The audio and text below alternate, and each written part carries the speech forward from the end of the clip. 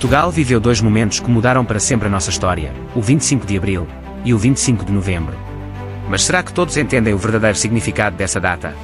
Miguel Morgado analisou os debates presidenciais e deixou declarações surpreendentes sobre o rumo do país, a esquerda e o valor do 25 de Novembro. Um discurso que não deixa ninguém indiferente. Porque é verdade que, em Portugal, nem todos têm coragem de dizer. O debate de ontem, quem esteve melhor ou foi mais eficaz, na tua opinião? Há aqui dois aspectos que temos de separar. O primeiro é aquele que eu tenho insistido aqui bastante quando estamos a tentar falar sobre o desempenho dos candidatos presidenciais, que é o posicionamento estratégico.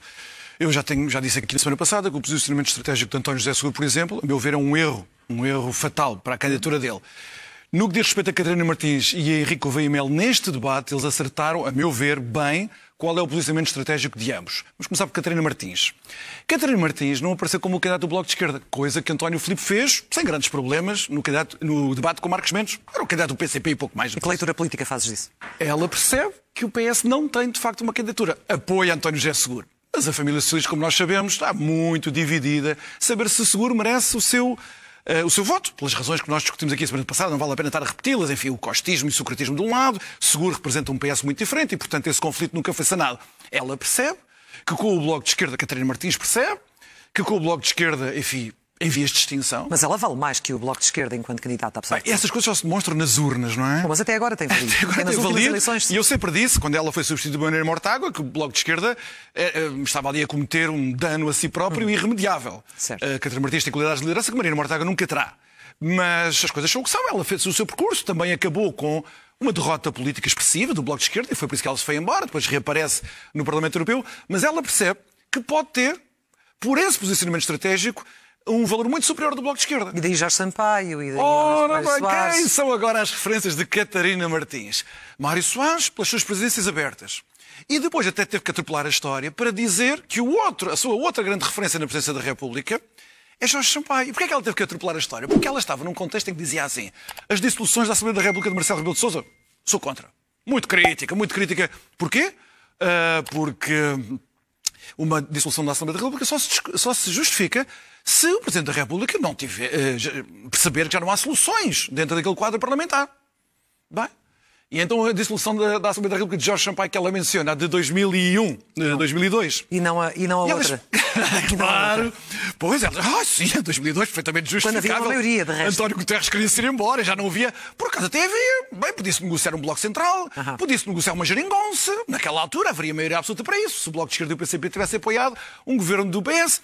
Mas e o que dizer da dissolução de Jorge Sampaio de 2005, em que há uma maioria absoluta de uma coligação que estava firme e que ele próprio tinha patrocinado quando houve a substituição do Primeiro-Ministro. Portanto, Catarina Martins enrolou-se ali, mas... Sendo que a questão, Miguel, nem sequer era esse tipo de solução. Era o poder maior de demissão de um governo, que é um poder que nunca foi utilizado na nossa democracia. Certo, mas o meu ponto aqui é que ela percebe bem que ela tem de aparecer como a verdadeira candidata da família socialista, mesmo que não seja o socialismo moderado, pelo menos aquele socialismo viúvo. E achas que pode ter conseguido? Naquele debate ela conseguiu. E Henrique Gouveia e Melo, ao contrário do que tinha acontecido no debate com o Coutrinho, ficou ciente desse problema que ele próprio também tem. Ele achava inicialmente, com a sua autoridade pessoal, o episódio da vacinação, que isso seria suficiente para o país todo atrás dele. Isso já se percebeu que é uma fantasia, e quanto mais esta campanha eleitoral decorre, pior é para ele. Porquê? Porque enquanto ele andava nos submarinos e na sua carreira naval, Catarina Martins andava a fazer debates destes e de outros, com grande dificuldade. Portanto, ela tem uma à vontade que pôde explorar nos debates que Henrique Gouveia e Melo transparece na sua postura física, nas respostas que dá, curtas, muitas vezes mal fundamentadas, que ele tem para dar. Mas no que diz respeito ao posicionamento estratégico, ele percebeu até onde é que podia ir e o ponto a partir do qual ele não podia ir, que é abrangência, mas eu e Catarina Martins temos um oceano de diferenças. E ele, naquela maneira um bocado grosseira que ele tem de apresentar as coisas, e simples, ele disse o que era. Catarina Martins é uma marxista-leninista com uma declinação mais ou menos sofisticada, e é verdade. E ele não é. Ele é a favor de uma sociedade em que a maioria dos portugueses se revê. Portanto, ele teve bem. O argumento dela era que estávamos a falar de Portugal e não de outros países. Mas depois é a arte dela de saber depois querer conduzir o debate. Eu estava a falar apenas no posicionamento estratégico. No resto, nos conteúdos, Henrique Gouveia e Melo tem um grande problema. Ele não tem conhecimento de algumas matérias em que é forçado a ir a debate. Quais? quase todas as questões políticas públicas. Habitação, saúde e a lei laboral. Sim.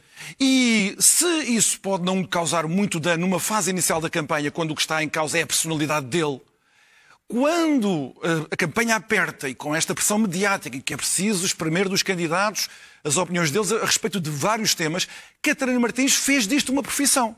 E, portanto, é inevitável, e ela tentou fazer isso no debate inteiro. De uma maneira não muito, enfim, não violenta, não grosseira, mas ela tentou demonstrar. Estamos aqui duas Sim, mas pessoas à ela mesa. convocou muito, e é um debate. Não é? Eu sou competente e sei do que estou a falar, podemos ter opiniões diferentes, mas eu sei do que estou a falar e o senhor não o sabe. E essa parte transpareceu em que ela tinha essa superioridade do conhecimento dos dossiês, porque ela foi líder de um partido político e, portanto, mal ou bem, um líder de um partido político aprende muita coisa. Mas nós tivemos outro debate, também igualmente interessante, desse ponto de vista, do ponto de vista estratégico, que foi entre Marcos Mendes e António Filipe. António Filipe, enfim, não teve grandes problemas em aparecer como um candidato do PCP, defendeu o PCP, embora fosse claro, tenho que dizer, enfim, eu não sou um candidato de facção, porque era a acusação de Marcos Mendes. Mas onde me pareceu que o debate revelou mesmo interesse, até porque Marcos Mendes, em algumas sondagens, aparece à frente, não é um candidato qualquer, é que Marcos Mendes não percebeu que tem de fazer escolhas de posicionamento estratégico. Ele não percebeu. E em quê? Várias coisas. Já disse aqui e eu acho que ele continua a padecer desse erro. Ele acha que pode fazer uma candidatura como Marcelo fez em 2015, 2016. Que é, eu sou um tipo porreiro de que gosto de toda a gente. E posso dizer que gosto de toda a gente porque o país todo me conhece, todo o país me trata por professor, dá-me beijinhos e tira selfies. O país não tem essa relação com Marcos Mendes. Portanto, as pessoas para confiarem em Marcos Mendes têm que mostrar o que vale além da sua personalidade. Tem que mostrar o que vale politicamente. Esta ideia, que foi a que ele deixou transparecer no debate, no fundo é um presidente do diálogo e dos procedimentos. Questões de substância, eu não digo absolutamente nada, porque sou a favor do diálogo e dos procedimentos. Tudo aquilo me pareceu, claro, com toda a franqueza, guterrismo infantil. Foi assim que Guterres se apresentou ao país em 1995. Também não tinha opinião sobre nada, contra o cavaquismo, eram os procedimentos e o diálogo. Marcos Mendes diz a mesma coisa, e quando António Filipe o pressiona, mas está do lado dos trabalhadores, está do lado dos patrões. Uma pergunta legítima sobre a reforma laboral.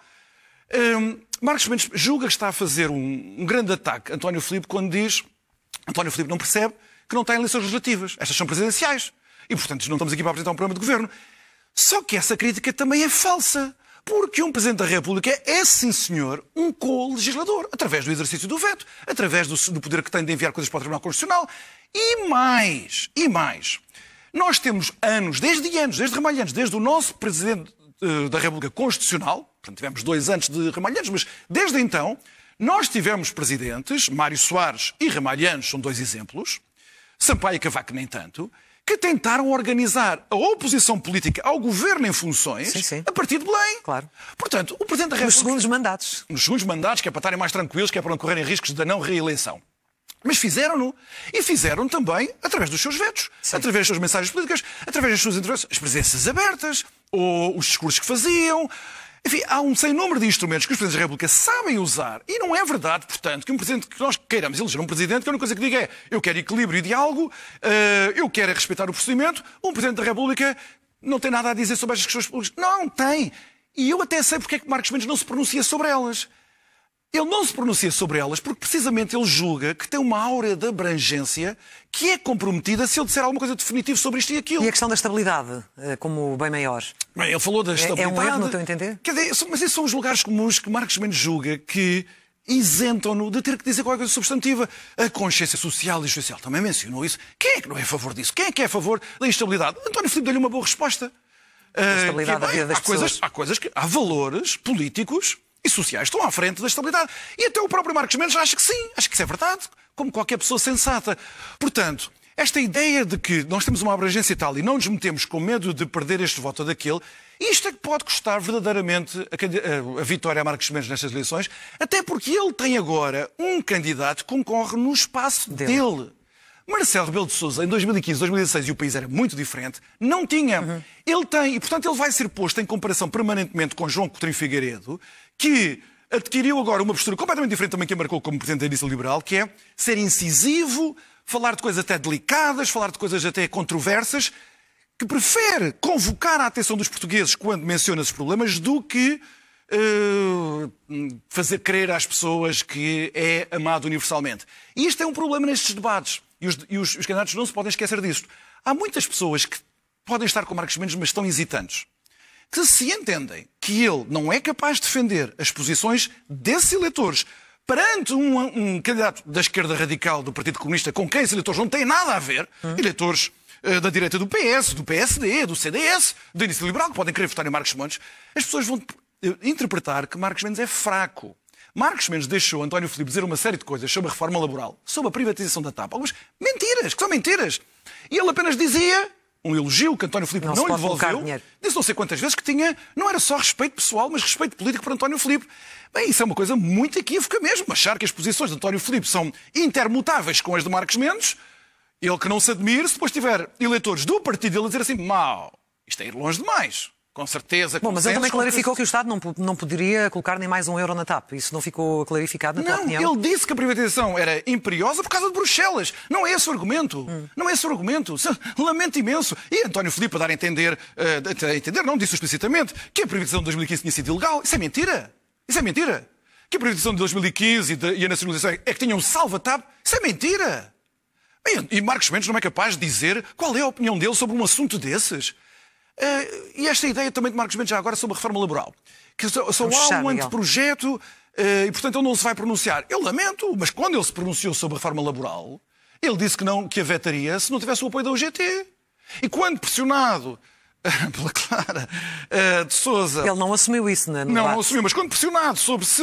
Então, mas o UGT representa um leque de trabalhadores tão pequenino... Ele não foi capaz de dizer, como António Filipe foi. Atenção, António Filipe foi e é contra a privatização.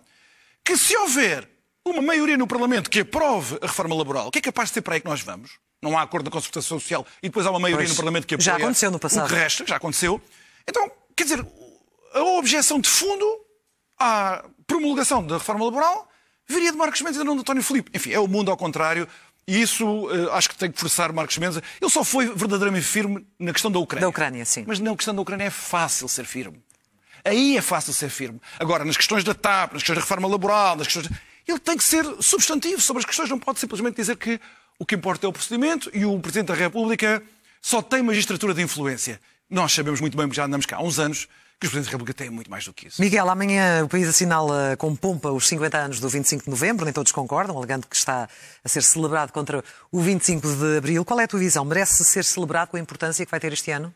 Merece, mas eu acho que há muitos equívocos à volta desta discussão. Equívocos que são gerados pela agenda dos partidos.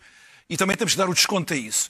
Vamos ver, todas as revoluções de grande alcance, como o nosso 25 de abril de 1974, têm um primeiro momento de destruição do regime anterior. Mas depois desse primeiro momento de destruição do regime anterior, no fundo, o episódio do Largo do Carmo, Marcelo Caetano está ali e tem que fugir, não é?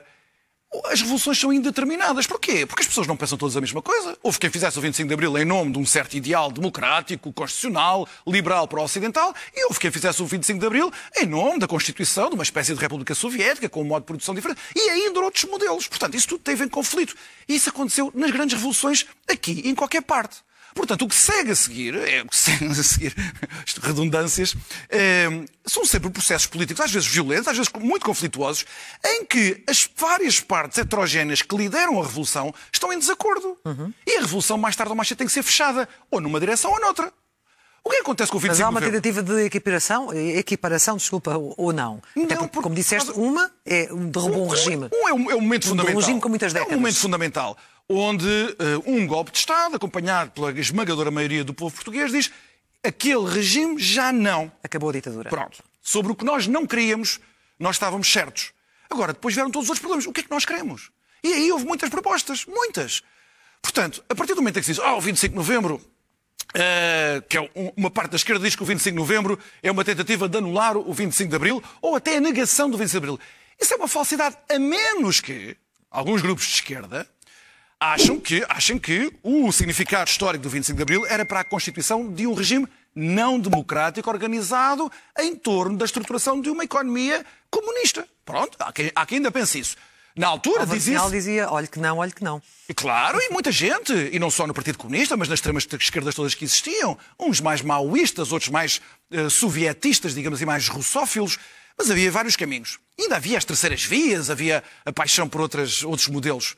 E havia um grupo de portugueses grande, que na verdade era a maioria da população portuguesa, mas que estava pouco representada no MFA, no Movimento das Forças Armadas, em todos aqueles grupos armados que disputavam o poder, que consideravam que o que queriam era ser europeus como os outros, democráticos, um regime das liberdades, com Estado Social sim, presença, intervenção do Estado e economia sim, mas com a economia do mercado, sermos como os outros, como eram os franceses, como eram os holandeses, como eram os dinamarqueses. Essa foi a grande aspiração. E no 25 de novembro, nós ainda hoje não sabemos muita coisa sobre o que se passou naqueles dias. Mas há uma coisa que nós sabemos. O 25 de novembro foi um ponto de inflexão. Sim ou não? Foi. Para quê? Viemos de onde e fomos para onde? Estávamos num caos total no país. Os vários paralelismos do poder. Há um governo que até é sequestrado, a legitimidade revolucionária a concorrer com a legitimidade institucional, o norte contra o sul. Uma anarquia que iria acabar muito mal. Acabaria muito mal numa guerra civil ou numa tomada sangrenta do poder de uma facção sobre a outra. Há uma inflexão. A partir daí, o país, paulatinamente, não foi de um dia para o outro, paulatinamente, começou a retomar a ordem, a previsibilidade e a constituição de novas instituições que era o povo português queria. Mas sem conseguir que o PCP fosse ilegalizado. Havia quem queria... derrota de alguém que hoje ainda também celebra desta forma o 25 de novembro. Com certeza. E havia quem quisesse que o Partido Comunista fosse ilegalizado. E havia quem queria que o Partido Comunista fosse a vanguarda esclarecida do povo português e dominasse totalitariamente o país. Bem, esses também foram derrotados. Mas o ponto aqui não é saber isso. O ponto é o significado do 25 de Abril. Do 25 de Abril, não é do 25 de Novembro. Hoje, para nós, 50 anos depois, 51 anos depois, é ou não é que foi o projeto do povo português para ser um regime de liberdades como nós temos hoje, com muitos defeitos, mas como nós temos hoje. É ou não é? Se for isso, então o 25 de novembro tem que ser comemorado, porque foi uma data decisiva até para a conclusão dos trabalhos da Assembleia Constituinte e nós passarmos a ser uma democracia constitucional que não éramos até então. Isso é muito importante. Nós não nos podemos... E só para terminar este ponto, por favor. Na verdade, nós só temos esta grande discussão sobre o 25 de novembro porque o Partido Socialista é que mudou de opinião. E mudou de opinião por razões de conveniência partidária naquela altura, em 2015, 2016, com Costa. Até lá não havia nenhum problema que o PS tinha estado ao lado do 25 de novembro. O PSD e o PS até eram, nos grandes movimentos, enfim, jogadores menos importantes que o PS. E depois teve de repensar o seu próprio passado, o seu próprio legado, para agradar ao Bloco de Esquerda e ao PCP, com quem queria constituir uma geringonça interna. E são estas hesitações do Partido Socialista que provocam toda esta discussão e toda esta indecisão. Eu só queria dizer isto. Eu nasci e cresci em Setúbal, a capital da Revolução Vermelha durante os anos 70. Até a minha adolescência tardia, eu vivi no bairro Salgado, sempre no bairro Salgado, no centro da cidade.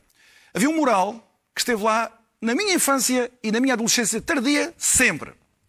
E que dizia assim: Mário Soares fuzilado já. Era este o nível de violência, o nível de fratura que o processo revolucionário em curso gerou em Portugal. O Partido Socialista não gosta disto agora. Mas isso é o problema do Partido Socialista e das alianças que é constituído com a esquerda. Aqui trata-se do património histórico de um povo que quis ser um país democrático, europeu. O 25 de novembro contribuiu para isso ou foi um retrocesso a esse processo? Contribuiu. Então tem que ser comemorado. Miguel Morgado deixou claro, o 25 de Abril abriu as portas da liberdade, mas foi o 25 de Novembro que garantiu que Portugal não as voltaria a fechar. Lembrou que a democracia só se consolidou porque o país escolheu a ordem, a Europa e o caminho da liberdade, não o da revolução permanente. E nas presidenciais de 2026, o mesmo dilema volta a surgir: queremos uma república de equilíbrio ou de ideologia? Portugal já decidiu uma vez o seu destino. A questão é, será que ainda temos a mesma coragem? Deixa a tua opinião nos comentários e diz de que lado da história estás.